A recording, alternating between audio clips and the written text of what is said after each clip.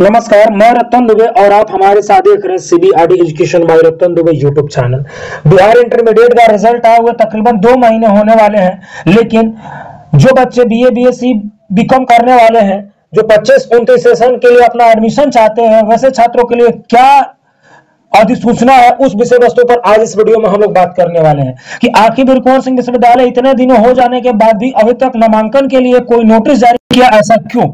अगर नोटिस आता है तो कब से नामांकन होगा, साथ में क्या डॉक्यूमेंट लगेंगे, किस प्रकार की नामांकन की पद्धति वीर कुंवर सिंह विश्वविद्यालय में होती है, कितने वर्ष के कोर्स होते हैं, कौन कौन से विषयों की पढ़ाई होती है, सारे विषय पर इस वीडियो में चर्चा करने वाले हैं। तो जिन बच्चों को सूचना रियल में चाहिए वो वीडियो को बिना स्किप किए अवश्य ही देखेंगे। एनीवे जिन बच्चों को नहीं चाहिए वो वीडियो को स्किप करके भी देख सकते हैं और नहीं भी देख सकते हैं, कोई जरूरत नहीं है। ये वीडियो उन छात्रों के लिए है जिन्हें रियल में सूचना चाहिए, सटीक ऑथेंटिक चीज चाहिए, उनके लिए वीडियो बना हुआ है। आइए साथियों बात करते हैं वीर कुंवर सिंह विश्वविद्यालय यूजी एडमिशन 25-29 में क्या होने वाला है। तो साथियों वे सभी विद्यार्थी जो बिहार या अन्य किसी राज्यों से 12वीं यानी इंटरमीडिएट की परीक्षा चाहे साइंस आर्ट कॉमर्स किसी भी स्ट्रीम से पास किए हैं, उनके लिए बिहार में एक यूनिवर्सिटी है जिसका नाम है वीर कुंवर सिंह विश्वविद्यालय। आपके नजदीक, आपके आसपास और सबसे बेहतर शिक्षा देने वाली यह यूनिवर्सिटी है। पहले थोड़ी सी लेट पढ़ाई चलती थी, लेकिन अब समय अनुसार यूनिवर्सिटी डिग्री दे रही है।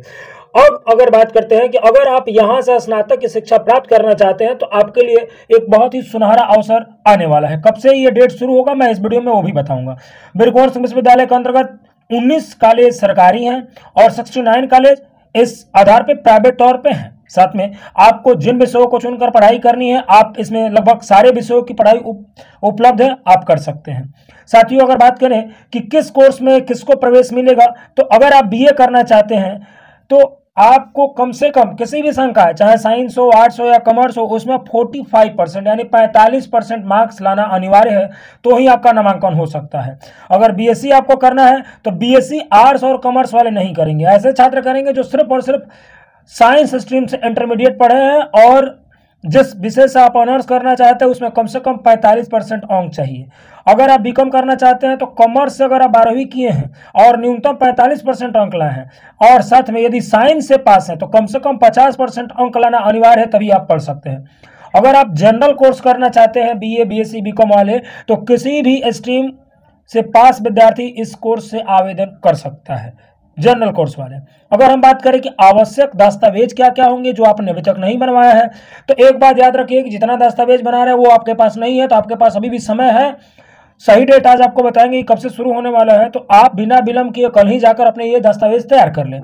बात करें अगर पहला तो आधार कार्ड चाहिए, 10वीं की मार्कशीट चाहिए, 12वीं की मार्कशीट चाहिए। चरित्र प्रमाण पत्र की कोई आवश्यकता नहीं है लेकिन बनवा लीजिएगा। निवास प्रमाण पत्र चाहिए, आय प्रमाण पत्र चाहिए, जाति प्रमाण पत्र चाहिए यदि आपका लागू हो तो। जैसे में अगर आप सामान्य जाति से आते हैं तो आप ईडब्ल्यूएस बनवा लेंगे, बिल्कुल उसका आपको लाभ मिलेगा मेरिट लिस्ट आने में। अगर आप एससी एसटी ओबीसी समुदाय से हैं तो आप अपना जाति बनवा लीजिए, उससे जाति बोल रहे हैं आप, वो अपना जो आरक्षण मिलता है वो बनवा लीजिए, उससे आपको छूट मिलेगा। साथ में जाति प्रमाण पत्र, जिनकी जाति प्रमाण पत्र लगती है वो बनवा लेंगे। दिव्यांग, अगर किसी भी प्रकार से आपके शरीर में कोई दिक्कत है, प्रॉब्लम है, तो आप दिव्यांग प्रमाण पत्र बनवा लीजिएगा। ये उन्हीं लोगों का लिए है जो एक्चुअल में दिव्यांग हैं।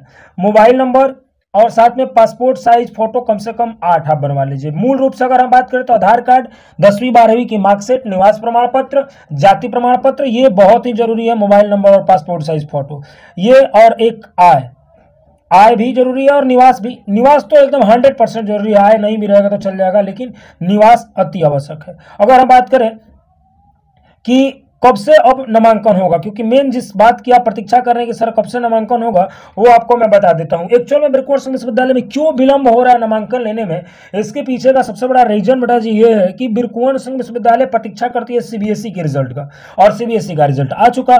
तो सीबीएसई का रिजल्ट जब आ चुका है, बिहार बोर्ड का रिजल्ट आ चुका है, लगभग हर एक राज्यों के जितने भी स्टेट है सारे स्टेट के लगभग रिजल्ट 10वीं और 12वीं के घोषित कर दिए गए हैं। आईसीआईसी बोर्ड का बहुत पहले ही आ चुका था। तो अब क्या है कि अब तो रिजल्ट इंटरमीडिएट का आ चुका, तब यूनिवर्सिटी का जारी करना है। तो मुझे ऐसा लग रहा है कि अगले सप्ताह में, इस सप्ताह में नहीं, जो अगला सप्ताह आ रहा है उस सप्ताह में, यानी कि आपके 20 मई के बाद, लगभग अगले सप्ताह आने में 20 मई के आसपास, हमको लगता है कि 20 मई के आसपास नोटिस निकल जाएगा नामांकन के लिए। तो आप सभी अपने डॉक्यूमेंट की तैयारी कर लें, जितनी भी चीज़ों को हमने बताया आप सारे कर लीजिएगा। अच्छा नंबर होगा, आपको 5 कॉलेज कम से कम चुनना होता है। अगर आपका बेहतर नंबर है, जिस विषय में आप ऑनर्स करना चाहते हैं उस विषय में अगर अच्छे नंबर है, तो आप भरसक प्रयास कीजिएगा कि सबसे पहले सरकारी कॉलेज को चुनिएगा। उसके बाद आप, कोई जरूरी नहीं है, आप कहीं से भी पढ़ाई कर सकते हैं, लेकिन आपका जो नज़दीक हो, जो आपके आसपास के कॉलेज हो, वहीं ज़्यादातर आप प्रयास कीजिएगा। Thank you for watching this video. मिलते हैं एक नए वीडियो के साथ, तब तक के लिए bye bye, take care all of you, जय हिंद।